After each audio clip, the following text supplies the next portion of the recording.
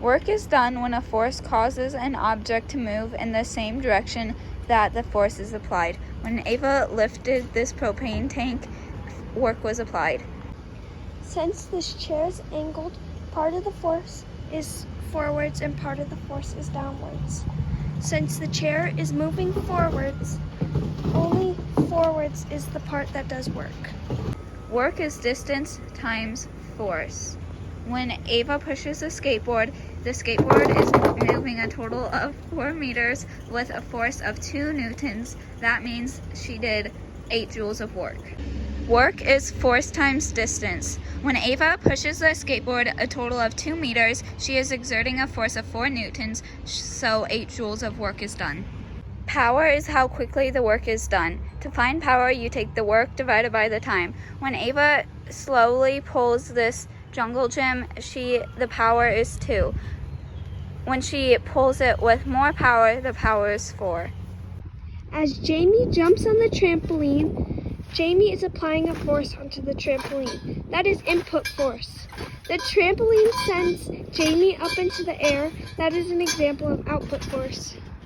Mechanical advantage is how much larger the output force is compared to the input force. To get mechanical advantage, you take the output force divided by input force.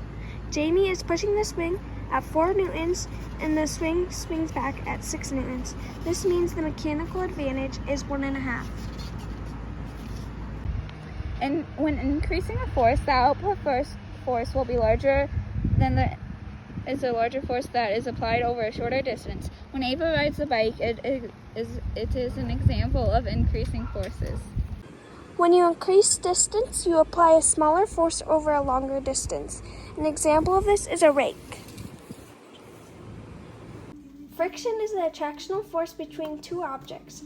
Jamie slides the Kleenex box and it comes to a stop. A bicycle is an example of a compound machine. Changing the direction of the force means the output force is applied over the same distance but in the opposite direction of the input force. As Ava hits the babies with the baseball bat, it is an example of changing direction. Efficiency is how effective a machine is. You can get efficiency by taking the output work divided by input work and multiplying that by 100%. Jamie pushes Hazel on the skateboard and exerts a force of 4 joules. The skateboard exerts a force of 2 joules back. This means the efficiency is 50%. Simple machines are machines that do work in only one movement. Some examples of simple machines are levers, inclined planes, wheel and axles, screws, wedges, and pulleys. Inclined plane is a flat slope surface. Less force is needed to move an object to a different height using an inclined plane. The mechanical advantage of an inclined plane is the length of the plane divided by its height. A wedge is an inclined plane that moves. Teeth are an example of a wedge. The mechanical advantage of a wedge is the same as an inclined plane. A wheel and axle is 2 circular objects of different sizes that are attached so they rotate together. The mechanical advantage is the radius of the wheel divided by the radius of the axle. A screw is an inclined plane wrapped around a cylinder or a post. The top of Ava's water bottle is an example of a screw. The mechanical advantage of a screw is the length of the inclined plane divided by the length of the screw. A pulley is a grooved wheel with a rope or cable wrapped over it. Fixed pulley, the mechanical advantage is 1, movable pulley is 2, and pulley system is 3. This is an example of a fixed pulley.